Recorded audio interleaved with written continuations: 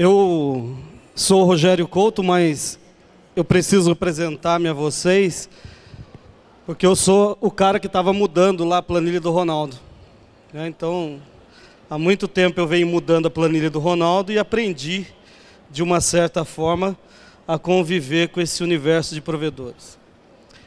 Óbvio que isso é mentira, né? Mas ontem eu vi aqui, vocês todos energizados, que missão dada era o quê? Nossa, só por causa daquele cara do Bob, vocês estão com medo, né? Ficaram com medo.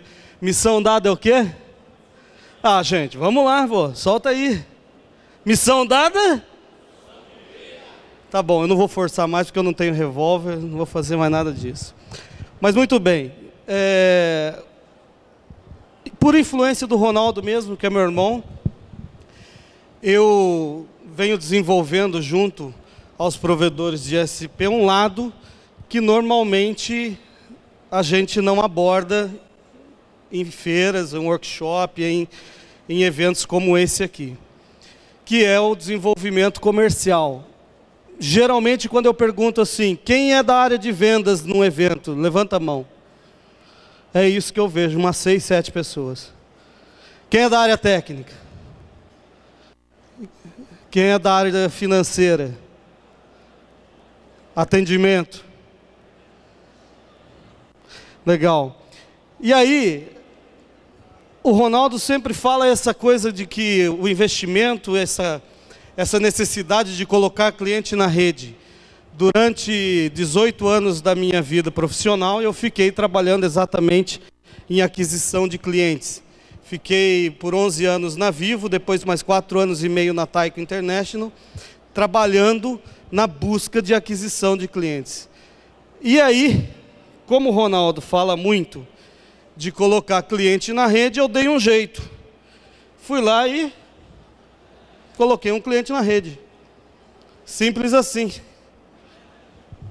Então, só que se a gente olhar, nós temos um cara na rede que está com internet, mas nós temos um cara na rede que está sem nada. Esse cara na rede sem nada hoje é o quê? Porta ociosa, falta de faturamento, desespero do provedor. A gente não vai conseguir dinheiro de jeito nenhum. Qual vai ser o passo que nós vamos conseguir fazer com que essa porta tenha alguém utilizando? Ou seja, nós precisamos de gente. Nós precisamos de clientes. O nosso negócio só é fundamentado a partir do momento que tem alguém que vá comprar o nosso produto, sim ou não? Então, ora, como que vai vender? Nós vamos ter que vender para alguém. Se nós vamos ter que vender para alguém, nós vamos ter que ter um outro alguém para poder atender. E aí é que é onde a coisa começa a ficar um pouco complicada. Porque nós não estamos muito bem acostumados a tratar com gente. Provedor é um negócio que tem uma linguagem bastante técnica, né? Metade das palavras que utiliza em provedor é em inglês. Já fudeu tudo, né? A outra metade são siglas, né? Que acabamos de ver outras aí, PECPOM, GEPOM, não sei o que. Como que vai explicar isso para o seu Antônio, que está lá de sandália havaiana para comprar a internet pela primeira vez? E aí?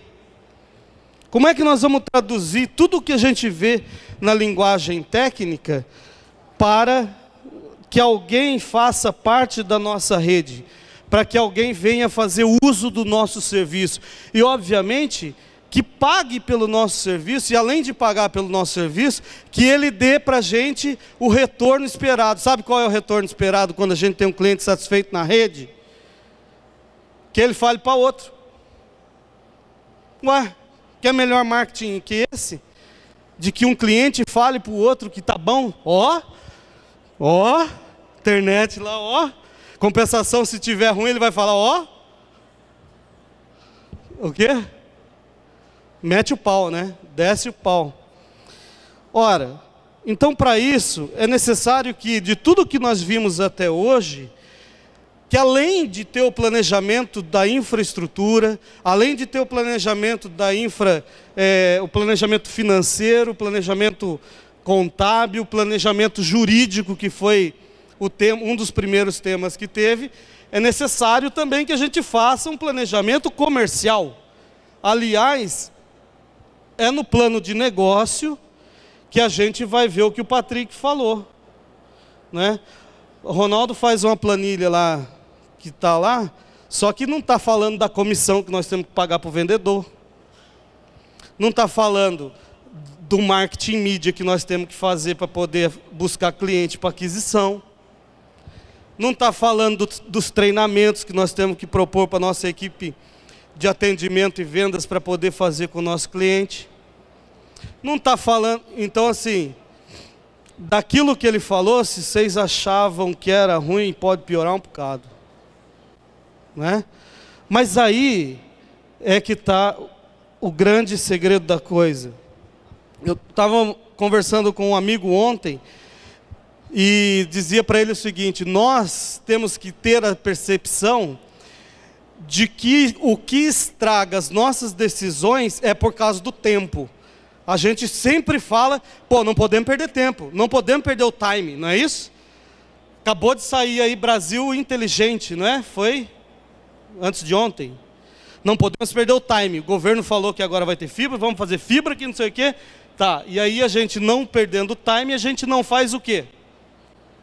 Planejamento. Consequentemente, a gente vai ter dificuldade para subsidiar essas informações. Então, a análise que o mercado tem e que precisa ser feito é uma análise que depende de perguntas e respostas necessárias conforme a gente vai estar buscando. Quem que disse de market share? Uma briga que se tem hoje no mercado é como é que se afere o market share de provedores de ISP, sendo que a gente não tem os dados oficiais. A gente consegue fazer uma análise talvez aproximada, uma avaliação de como é que eu vou dimensionar o mercado que eu estou, quanto é que eu vou falar para esse mercado, olha, ele vai ter condição de ter tantos clientes aqui, se eu não fizer pergunta, se eu não fizer pesquisa. E aí, a gente encontra uma série de elementos que nós erramos nas perguntas.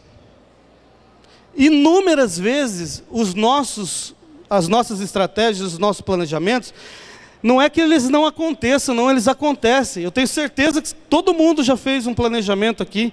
Sim ou não? Acho que não, né? Mas já deve ter convivido com o planejamento. Só que na onde que o planejamento foi pouco eficiente? Na hora que ele foi elaborado as perguntas.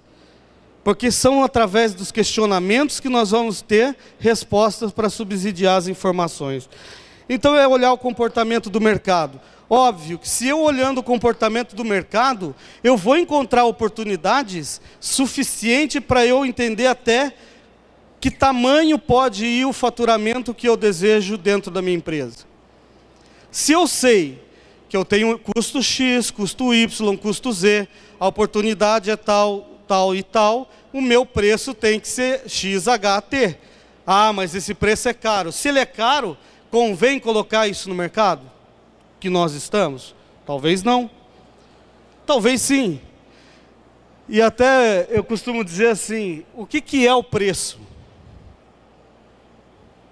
Alguém pode me ajudar? O que é o preço?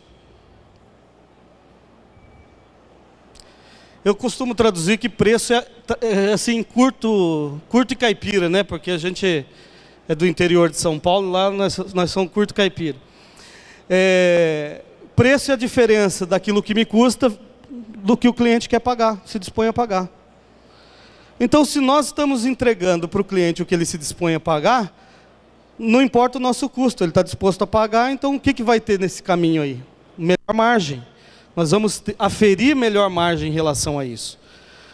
Tá certo? Então a oportunidade tem que ser avaliada juntamente com o próprio mercado. E óbvio que R$1 de vocês hoje, R$1 de vocês hoje, em investimento da pessoa jurídica só pode retornar em lucro. Se pegar R$1 de vocês e colocar de uma maneira errada, numa decisão errada, numa tecnologia errada, ou no mercado errado, ou com preço errado, ou com pessoas erradas, esse R$1 deixa de ser lucro para ser prejuízo. E é cruel, não tem jeito. Costumo dizer que... Você tem R$10 aí, velho? Tem? Tem? Você me dá? Daí.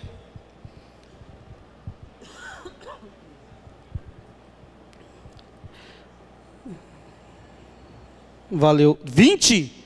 20 pau. Como é que é o seu nome? Emerlan. Eberlan me deu, eu pedi 10, ele me deu 20. Cara, não é porque você achou eu bonito, fala a verdade. Que eu não sou. Embora seja mais bonito que o Ronaldo, tenho certeza que não. Esses R$20 aqui é de quem? Agora é meu. Por que é meu? Porque ele me deu. E com o dinheiro dele, ele faz o que ele quiser. E com o dinheiro da empresa, ele faz o quê? Pronto. Que nem diz aqui, né? Pronto.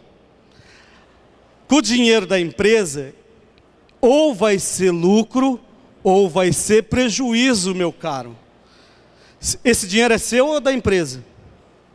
Olha a resposta, porque você vai decidir se ele volta para sua mão ou não. É seu? Então vai ficar para mim agora. Se fosse da empresa, eu ia te devolver para você não ter prejuízo, né? Mas obrigado, Everson. É só uma ilustração aqui. Vou dar uma palmas para o Everson aí. Valeu por ter colaborado conosco. Olha só. Então, tudo isso que nós estamos falando, em relação a projeto, em relação aos orçamentos, eu fico pensando como é que está a cabeça de vocês no terceiro dia de Filter ISP. Tanta gente já falou que é importante fazer alguma coisa, sim ou não? Vocês saem daqui falando assim, caraca, e agora? Vou começar por onde? O que eu vou fazer primeiro?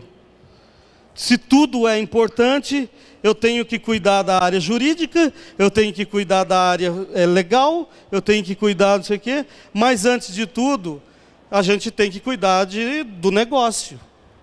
Por isso, a insistência dele não ter nada com relação ao prejuízo. E investimentos, que eu reputo dentro dos nossos trabalhos, dentro do ISP, são investimentos que nós fazemos em duas coisas. A primeira, em infraestrutura, né, que está voltado para tecnologia, infraestrutura e rede, que é isso que o Ronaldo falou, que é isso que nós estamos vendo. E a segunda, voltada para recursos humanos, competência e gestão de negócio. Nós precisamos ter pessoas capazes de realizar as tarefas que elas estão dispostas a serem feitas nas atividades que estão. Se nós não tivermos as pessoas com competências para aquilo, a gente vai fazer mais ou menos. Aí nós vamos ter uma pessoa atendendo lá no nosso provedor, mais ou menos, mais ou menos. E aí o que é mais ou menos, se atinge resultados, mais ou menos. Estrutura. Isso me chama muita atenção, porque muitas vezes nós nos acomodamos como provedores. Então, junto na sala de atendimento, na recepção, já fica o estoque, ali junto já fica o caixa, junto com o caixa já tem também o técnico que vem pegar a escada, é meio que um tudo em todos, né? Ora, imagina vocês que chegando dentro de um estabelecimento, a primeira coisa que você quer quando você quer ser atendido é o quê? Ser atendido, pô.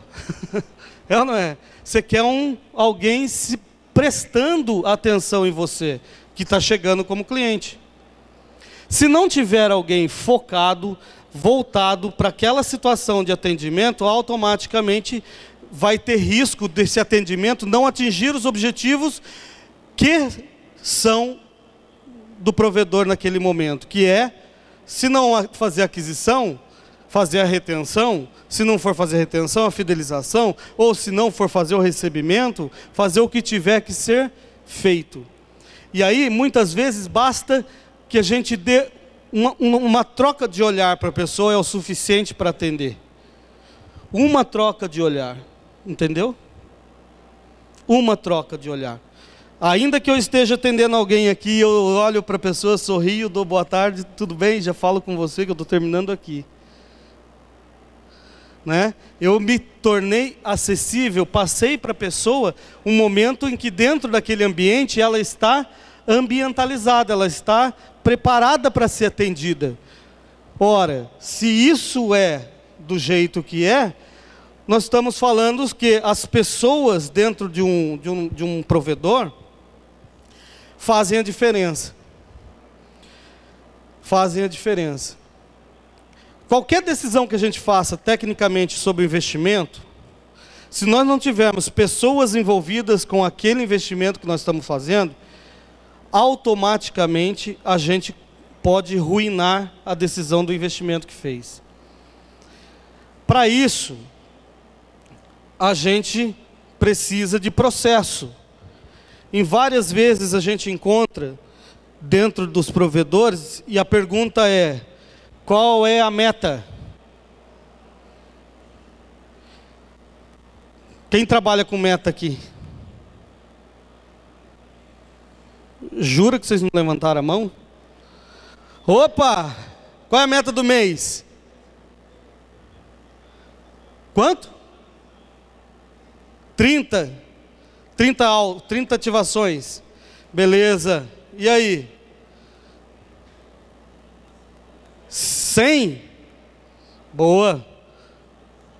60. Crescer 10%. 10% sobre nada é? Ah, então, olha que cuidado que a gente tem que tomar. Se a gente não estabelecer exatamente como é que esses processos forem controlados, guiados, os indicadores gerenciados, a gente corre o risco de não atingir aquilo que o Ronaldo estava falando agora há pouco ali, que são os clientes desejados, para que o custo se vale a pena e para que a gente se ganhe dinheiro. Né? Aliás, ninguém vai fazer um investimento em nada, ainda que não seja em fibra, ainda que não seja em novas tecnologias, se o motivo não for para ter lucro, não é? Então, nós vimos que a decisão para compor preço, ela passa aí por orçamentos, ou seja, quais são as nossas intenções, quais são os objetivos que nós queremos fazer, dentro dos nossos parâmetros, o que eles têm de referência mais importante. Nós temos provedores, por exemplo, que querem aumento de base, crescer a base. Eu quero aumentar o número de clientes. Eu, quando fui gerente na Vivo, meu presidente, que era o Roberto Lima, falou um negócio para a gente assim, no auditório cheio como esse. Tinha lá seus 420 gerentes nacionais do Brasil todo. E o Roberto Lima falou assim, a partir de amanhã, quero avisar vocês que não precisa vender mais nada. Aí alguns comemoraram. Outros olharam e falaram, bicho, fudeu, não vamos ser mandados embora.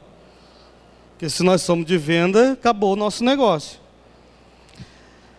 Agora, qual era a instigação que Roberto Lima estava fazendo com a gente naquela época? Porque se a gente deixasse perder um cliente, a gente tinha que dobrar a aquisição. Ora, se olhar para o nosso provedor hoje, não é só o quanto que nós estamos enchendo na caixa d'água. É o como é que nós estamos cuidando para ver se a caixa não está trincada, se não tem um furo na caixa d'água, se não está saindo cliente de forma que a gente não consegue controlar. Né? E aí você fala assim, por que você está perdendo de cliente? Rapaz, mas não sei. Acho que é por causa da crise. Vocês vão concordar com isso? Vocês acham que as pessoas estão deixando de se conectarem por causa da crise? Então me desculpa, eu não acredito nisso.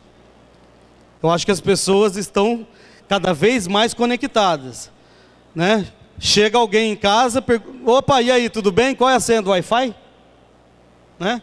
Não sabe se tem água para beber, se tem luz, se tem comida, se não tem nada, mas a primeira coisa que ele pergunta, opa, tudo jóia? Qual é a sua senha do Wi-Fi? Aliás, estivemos aqui nos primeiros dias aqui e tinha nego que se sentia pelado porque não estava conseguindo conexão. Foi assim, né? Até hoje. Mas o objetivo, então, não dá para entender que a crise está afetando a conectividade. Ao contrário, as pessoas têm que estar mais conectadas porque é a maneira mais barata. É a maneira mais em conta hoje de você ter entretenimento, de você ter comunicação, de você ter lazer, de você ter relacionamento profissional, enfim. A internet hoje não tem situação de crise. Tem sim uma situação de crise institucional no Brasil, é verdade, afeta alguma coisa? Afeta. Eu só acho que conectividade as pessoas não estão perdendo. Pode estar perdendo o nosso provedor, mas conectividade não. Eles não estão deixando de se conectar. Estou em crise, agora não vou falar mais com ninguém pelo WhatsApp, não vou falar mais com ninguém pelo e-mail, não vou acessar mais nada. Não é verdade? Muito bem. E aí o controle dos resultados passa a ser uma decisão de previsões e metas. Ei, quer mudar um resultado? Quer fazer um resultado diferente na sua equipe? Quer trabalhar norteado? Põe meta. Coloca meta. Ah, mas se eu tiver que pôr meta, eu pago comissão. Ué, paga. Programa e paga. Só que assim, quem trabalha com atividade comercial precisa desse desafio. Precisa que as pessoas trabalhem com crescimento. Ah, tá. E se a meta minha não for aquisição de clientes porque eu já topei? Vai ter que crescer, vai ter que mudar o planejamento, vai ter que mudar a infraestrutura, chama o gerente de TI, chama o gerente de projeto. Né? O que nós precisamos aí é entender que as possibilidades estão cada vez mais batendo a nossa porta. Se não estão batendo na nossa porta, estão batendo na porta do nosso concorrente. Então, o que a gente fala com relação à venda, no momento de venda? Existe tudo o que a gente usa, que é características, vantagens que nós usamos nas linguagens técnicas. Né? Se a nossa internet é a cabo, se é a fibra, não importa a tecnologia, são características e despertam determinadas vantagens uma das outras. Mas o que vende? A decisão de um cliente comprar alguma coisa é o benefício que ele pode ter e a atração do produto que ele vai ter, do serviço que ele vai ter junto com a gente. Isso é o que vende. Pergunta-se para um cliente de vocês, quando vocês puderem, qual é o sentimento deles de navegar a 6 mega? Aí ele vai falar, acho que é bom. Não, bom. Ou o cliente também pode falar o contrário, não, é uma bosta. Agora, pergunta para um cliente, por exemplo, que está navegando lá a 6 mega e fala para ele assim, como é que foi quando você estava com saudade do seu filho, estava lá em Olinda e você ligou lá para São Paulo para ver e ele falar para você assim, papai, saudade de você. Qual é o sentimento que vai vir com isso? Entende? Então nós, quando vamos vender alguma coisa, nós vendemos emoções, nós vendemos aquilo que sai do nosso coração para o coração do outro. Isso, numa linguagem de tecnologia, e no nosso negócio, por ser tecnologia, a gente tem uma certa barreira, porque acha que todo mundo vai entender o que a gente já entende. E não é por aí. Não é por aí. Nós precisamos entender que para ter cliente, nós estamos tratando com pessoas. E por ter pessoas do lado de lá, nós estamos querendo extrair dela as melhores emoções.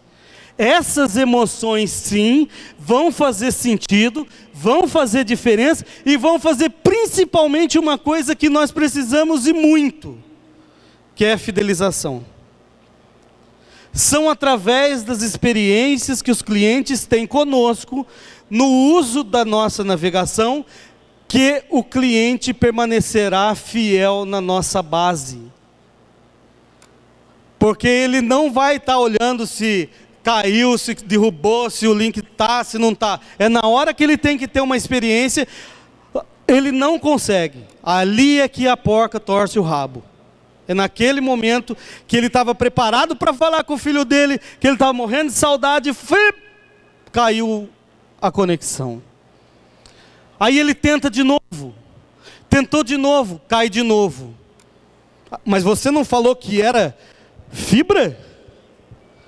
Aí ele liga para o vendedor, não é? Liga para o vendedor. Fala, ô bicho, você me vendeu um negócio aqui, que eu fui falar com meu filho lá em São Paulo. Desculpa. Fui falar com meu filho em São Paulo, não consegui falar de jeito nenhum, você não falou que é fibra? Ah, faz o seguinte, liga no saque. Isso não é problema de vendas, é do saque. Ligou no saque. Senhora, nós temos até 72 horas para lhe dar uma resposta. Não é assim? E aí aquele cara que está com aquela satisfação à flor da pele, fica feliz por ter uma resposta dessa. Fica tranquilo, até 72 horas então, eu vou esperar para você me dar essa resposta. Daí a gente vai lá para o NOC. Chega lá e fala assim, ô velho, e aí o cliente está reclamando lá, porra. Não apareceu nada aqui não, velho. Aqui se tivesse alguma coisa eu tinha falado para você. Mais ou menos assim ou não? Aí, o que eu estou falando para vocês é o seguinte, estamos falando de uma empresa decidida em atender as pessoas, em focar as pessoas, no negócio que depende das pessoas. Ou seja, o nosso negócio depende de pessoas e quando as pessoas estão ali no momento crucial, a gente tem uma dificuldade de poder atender. Ora, então a venda, a fidelização, a permanência do cliente na nossa base só vai acontecer quando a gente mostrar para o cliente benefício e atração. Aí ele gruda em nós, não larga mais. Sim. Todo mundo aqui toma iogurte ou toma Danone? Hã? Quem que toma Danone? Iogurte. Tem gente que não sabe nem iogurte, né? Fala iogurte. Não é? Agora, são situações que, para que a gente compreenda exatamente aonde existe a diferença entre atender e vender o cliente, está no entendimento. A gente não investe nisso, pessoal. A gente não investe no entendimento, a gente não faz nem sequer 2, 3 perguntas para entender qual a necessidade do cliente.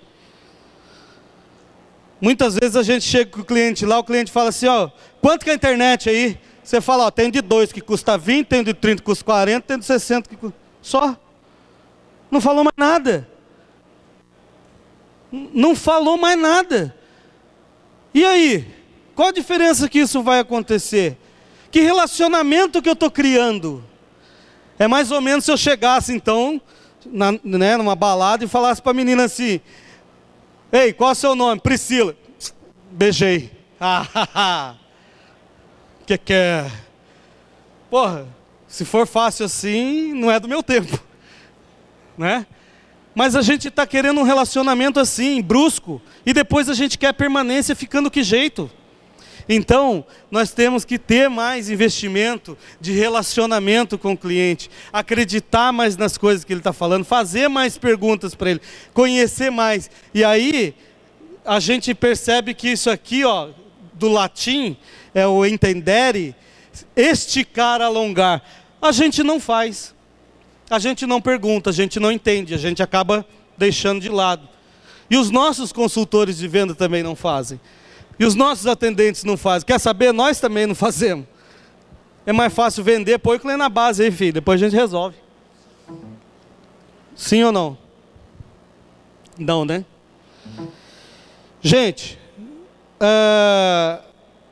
eu considero que atendimento ao cliente é quando uma organização dedica-se a estabelecer um relacionamento com atenção, com entusiasmo e dedicação, favorecendo o entendimento e a satisfação e o prazer pelo consumo.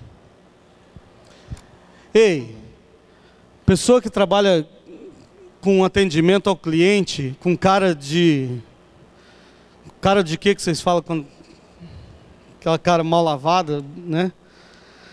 Acorda de manhã que ele se sente a pior pessoa do mundo, né? Como é que ele vai envolver uma pessoa no atendimento? Como é que ele vai criar um relacionamento com o cliente?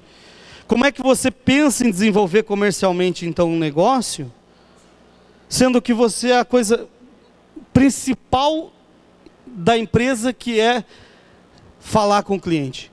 Eu vou falar com você, cliente. Ô cliente, então para falar com você, eu tenho que ir até você, eu tenho que, né, me dar um abraço. Né, me dá um abraço. E como é que a gente abraça um cliente? Como é que a gente pode dar um abraço num cliente mesmo não abraçando? Hã? Atendendo bem, sorrindo, buscando nas expressões nossas, levando para ele a visão de que nós estamos focados nele naquele exato momento, entusiasmado, feliz, alegre, né? Aí a gente faz uma diferença com relação a isso. Reparem nessa informação. Onde que nós estamos crescendo no nosso negócio como ISP, como provedores? A maioria dos clientes saem das grandes por causa de quê? Atendimento. A maioria dos nossos clientes abandonam os provedores ou qualquer outra coisa por questão de atendimento, por falta de atendimento ou por falta de atendimento especializado. Ora, existe duas coisas que a gente sempre se debate: preço, que é o valor que o cliente paga, e valor, que é aquilo que o cliente recebe. Tem diferença? Tem diferença? Tem diferença. Quem vende preço aí, levanta a mão. Quem vende valor? Quem não vende nada? Porque tem gente que não levantou a mão. Ora, qual a diferença disso tudo? O valor está em algo que o cliente jamais vai deixar de valorizar na gente, que é a capacidade que a gente tem de dar atenção para ele. Isso tem valor. Tem valor ele saber que nós temos uma equipe 24 horas, que nós temos isso, XYZ da estratégia? Tem. Se ele não for informado, vai ter? Não vai. E aí você pega muitas vezes um processo de venda, que o vendedor vende o quê? Preço. E tudo o que vocês fizeram aqui, né, passaram pelas essas instruções todas, de jurídico, comercial, de tecnologia, ainda vão ter mais. Se voltarem para lá com a decisão de vender preço, o cenário vai mudar? Pode ser que sim. Mas se decidirem vender valor, daí sim nós estamos falando de coisa diferente. Tá ok? Força de venda. Monte um time capaz de fazer venda. Ora, peraí, mas a força de venda sou eu. Começa em mim. Sou eu que tenho que transbordar a capacidade que eu tenho de vender. Sou eu que tenho que transbordar a influência sobre o meu time, sobre o meu provedor, sobre o meu cliente. Mas, quando a gente tem e se dispõe a trabalhar com uma equipe de vendas, serve o que o menino falou lá, o storage, né? O BOP lá, hã? Estourante, que vale então uma tropa de elite, porque se dedica àquilo com amor e perfeição. Indicadores. Para que serve os relatórios que tem nos nossos sistemas, se a gente não olha, se a gente não acompanha, se a gente não estabelece nenhum plano de ação.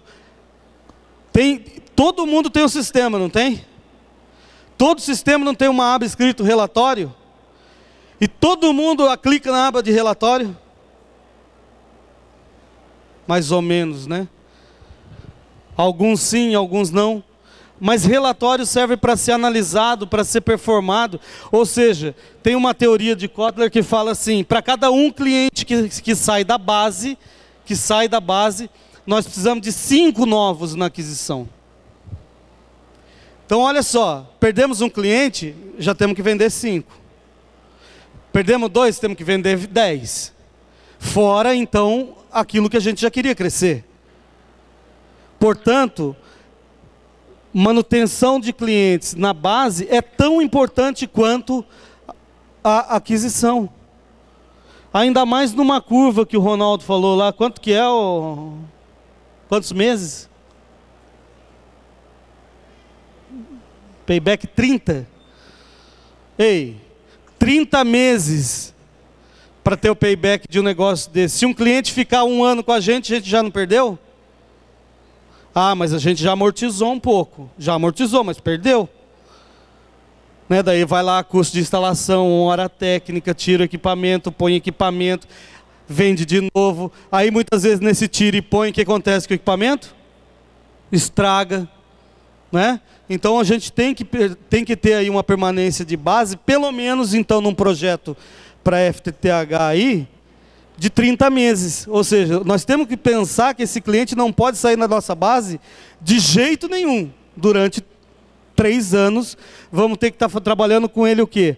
A fidelização, cuidando bem desse cliente para que ele permaneça na base. Olha só, quando a gente fala de relacionamento de vendas, é exatamente o quanto que a gente investe de tempo ou recurso para escutar os nossos clientes. Qual é o volume de dedicação que nós estamos fazendo com a nossa base? E olha só, muitas e muitas vezes a gente tem condições até de fazer aumento de receita líquida na própria base. A gente só não faz porque não faz. Se eu tivesse uma ligação por um cliente e eu vejo que o cara lá está lá no topo dos caras que mais usam, mas ele está navegando com 1 mega, cara. Pô, vende de 2. Liga para ele e fala: olha, já que você é um cliente nosso de alto consumo, estou te oferecendo um pacote um pouco mais barato para você agora virar 2 mega. Ou então muda, faz o seguinte, tira esse negócio, vai lá e coloca para ele, ó, experimenta aqui, ó, experimenta. Estou liberando para você aqui 4 mega e você vai ver como é que vai ser a sua performance. Tira a experiência, experimenta. Quem já foi no supermercado que o pessoal faz aqueles aperitivos lá, aquelas coisas de comer? Por que a gente compra o raio daquele nuggets? Porque é bom? Não, porque na hora a gente está morrendo de fome, vem na hora certa aquilo lá. Aí você vai lá e come o nuggets e fala assim, vou levar uma caixinha. Quando você leva a caixinha, você fala, vou fazer o que com essa caixinha? Né? Então a experiência faz com que a gente também estimule as pessoas a consumirem. Promovam, façam isso, porque dentro da base da gente tem joia. Dentro da base de cada um de vocês tem riqueza acumulada lá. Só não está sendo extraída porque não faz. Não mantém relacionamento com o cliente. Não sabe, não pergunta, e quem não pergunta não faz. Tá certo? Treinamento e reciclagem. Óbvio que para a gente manter uma linguagem moderna, uma busca incessante por resultados, é preciso que a gente recicle e treine as pessoas. É preciso que a gente leve conhecimento de produto. É preciso que a gente leve para as pessoas cada vez mais condições de argumentar sobre aquilo que está sendo vendido. A tecnologia não muda rápido pra caramba? Muda. Se muda rápido pra caramba a tecnologia, muda também com ela os seus conceitos. E mudando os seus conceitos, nós temos que mudar os conceitos das pessoas. E aí, por consequência disso, a gente tem que estar permanentemente treinando, reciclando. E não é só treinamento de técnicas comerciais, não. Não é treinamento de venda, não. Treinamento de produto mesmo. Treinamento do cara saber qual a diferença de bytes e bits, Qual a diferença de mega? E o que é giga? Você vai muitas vezes em provedor que o cara, não sei o que é isso não. Sei não. Eu sei que dá para navegar no Netflix, né? Então isso é importante fazer. Por fim, uma coisa que é muito importante, que depende de clima. Façam sempre celebrações. Comemorem resultados. Resultados são comemoráveis. As pessoas precisam e são carentes de um parabéns, velho. Parabéns. Você foi bem pra caramba. Né? Põe a foto dele no mês. Quem já não foi no McDonald's, viu a foto da menina lá no mês, lá? Né? Parabéns. Ah, mas quem faz o resultado na minha empresa sou eu. Olha para o espelho, velho. Olha para o espelho e fala, haha, bonitão. Né? Ó, aê. Você regaçou esse mês, hein? Se o resultado depende de cada um da gente, olha para o espelho e valoriza aquilo que nós estamos fazendo. Somos nós. E se eu não tiver essa decisão de que eu sou capaz de fazer resultado, possivelmente eu não vou influenciar pessoas. Meus queridos, desenvolvimento comercial de provedores está envolvido em toda essa quantidade de informações que a gente simplificou aqui com vocês. Desejo e espero e torço para que todos tenham um retorno para as suas casas, para as suas atividades, fazendo com que as suas gestões, as suas pessoas e os seus resultados sejam cada vez melhores e que cada resultado melhor seja uma missão. Valeu, gente. Bom dia a vocês.